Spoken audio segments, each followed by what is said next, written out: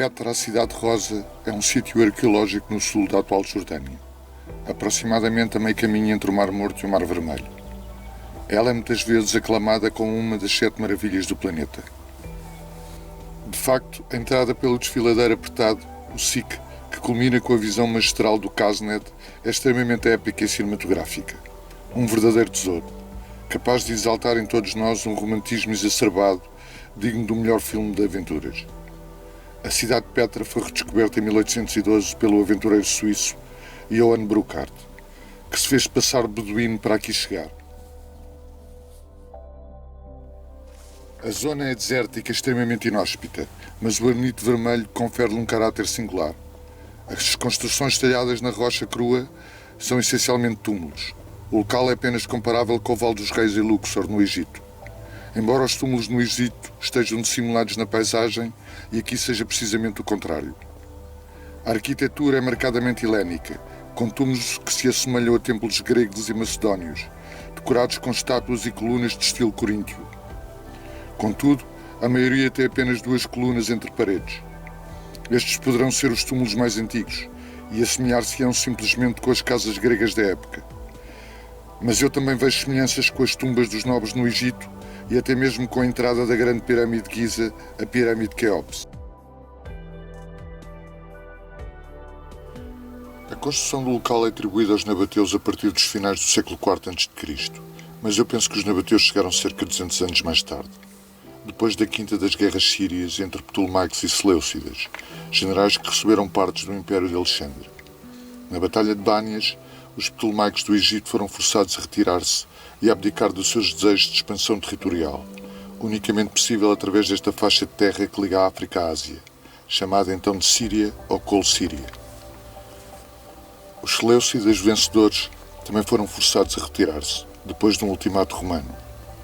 Roma estava em ascensão e o Império Helénico declinava.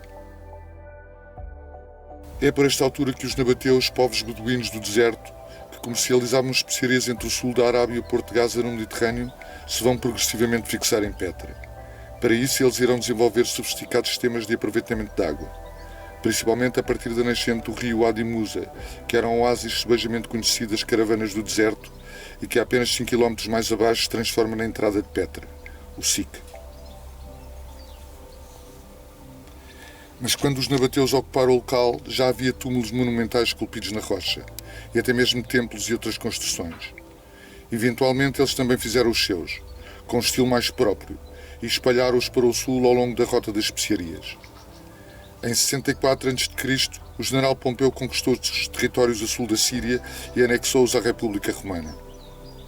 Ainda assim, Roma não pareceu demonstrar qualquer interesse pelaquela região desértica. Até que no ano de 106 da Era Cristã, o imperador Trajano criou a província romana da Arábia Petreia e nela incorporou Petra. Ele e o seu sucessor Adriano são os principais responsáveis pela cidade que podemos testemunhar atualmente. Os romanos foram sempre grandes construtores.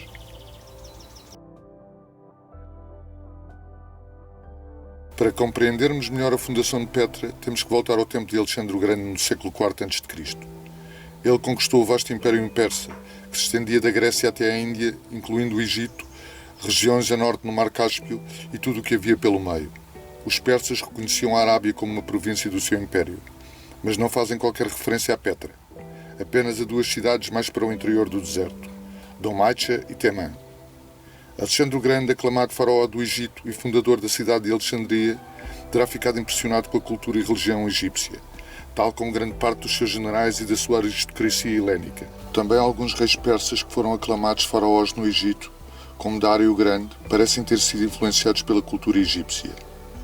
A avaliar pelos seus túmulos gravados na rocha crua das montanhas da Pérsia, sem parecenças com as tradições dos seus antepassados, mas com semelhanças com o Egito.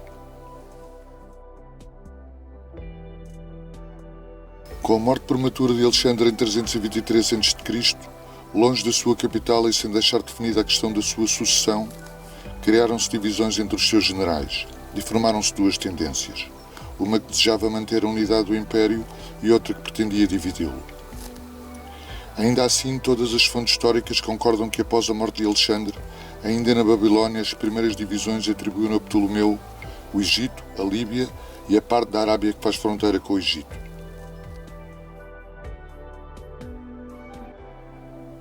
Mas as décadas seguintes trouxeram conspirações, assassinatos, guerras, alianças e novas divisões.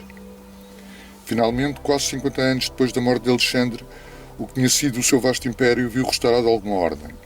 Ptolomeu II governava o Egito, o sul da Síria e diversos territórios na Ásia Menor, incluindo a Lídia. Antíoco governava os vastos territórios asiáticos do império, enquanto a Macedónia e a Grécia, com exceção da Liga e a Itália, ficaram sob o domínio de Antígono.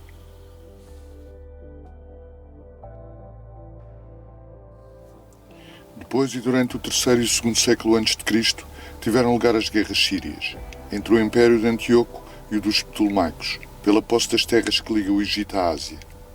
Elas ficaram com os Ptolomaicos até à quinta das guerras sírias, a Batalha de Bânias, quando Antíoco III as conquistou em 200 a.C.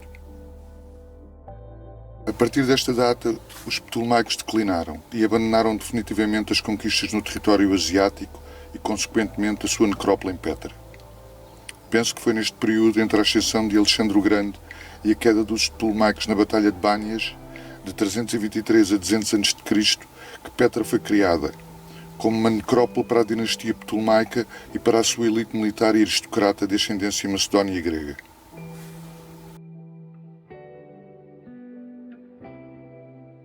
Para melhor compreender os túmulos de Petra, temos que analisar os túmulos dos reis na Lídia, construídos na Ásia Menor em território que também foi ptolomaico e que apresentam semelhanças arquitetónicas com os túmulos mais antigos de Petra, aqueles que se assemelham às casas gregas da época, mas também às tumbas dos nobres e à entrada da Grande Pirâmide no Egito.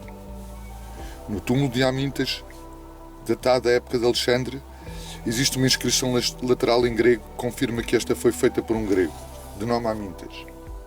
Amintas terá sido um grego, provavelmente macedónio, que escolheu construir o seu templo longe da sua terra de natal e das tradições dos seus antepassados. Ele comprou um espaço no local sagrado para construir o seu túmulo, como atestam as inscrições laterais no templo, e reinventou os seus procedimentos fúnebres com forte influência do Egito. Se Amintas o fez, porque não outros, também no mesmo período?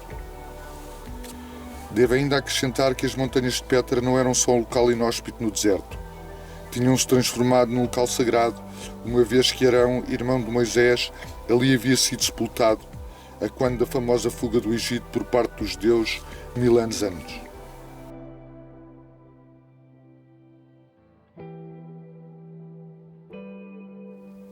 Por tudo isto, sou levado a pensar que Petra foi inicialmente uma necrópole egípcia para a dinastia dos Ptolomeus e das suas aristocracias. Quando Brocard entrou em Petra, foi dito pelos beduínos que o local havia sido construído pelos seus antepassados. Os antepassados dos beduínos locais são os nabateus. Mas os beduínos de hoje também dizem que o Casned al-Farun significa literalmente o tesouro do faraó e que o Qusser el-Bin Farun significa literalmente o palácio da filha do faraó. Estas afirmações, ainda que não sejam factuais, são sem dúvida fortes referências ao Egito. Mais fortes são as colunas de granito azul encontradas na Avenida das Fachadas, apenas comparáveis com as do país dos faraós. Ou o túmulo do obelisco, o único não sendo helénico, é claramente egípcio. Escavações arqueológicas revelaram que o Templo dos Leões Alados, consagrados aos deuses nabateus, foi erguido sobre um templo dedicado a Osíris, o deus dos mortos egípcio. Também se tem sugerido que a religião dos nabateus é uma evolução da religião egípcia. Assim sendo, penso que Petra foi uma necrópole construída pelos gregos após as conquistas de Alexandre o Grande. Devido a lutas internas no seio do Império Helénico e à ascensão do Império Romano, ela foi abandonada pelos gregos ptolomaicos e ocupada pelos nabateus, que a tornaram habitável construindo sofisticados sistemas de aproveitamento de água. Por fim, já na era cristã, os romanos ocuparam-na e construíram templos colossais, teatros, avenidas ladeadas com colunas e toda a cidade que podemos observar ainda nos dias de hoje. Depois dos romanos, a cidade foi perdendo o seu esplendor e uma sucessão de terremotos condenou ao esquecimento. Mas o cinema reinventou-a como uma das 7 maravilhas do planeta. After you, Junior. Yes, sir.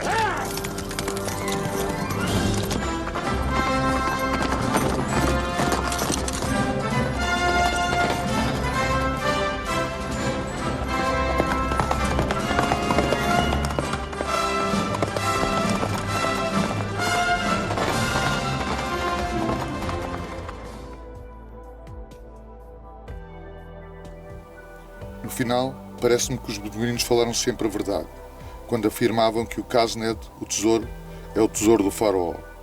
Talvez não seja um tesouro em ouro e pedras preciosas, mas um tesouro em arquitetura monumental.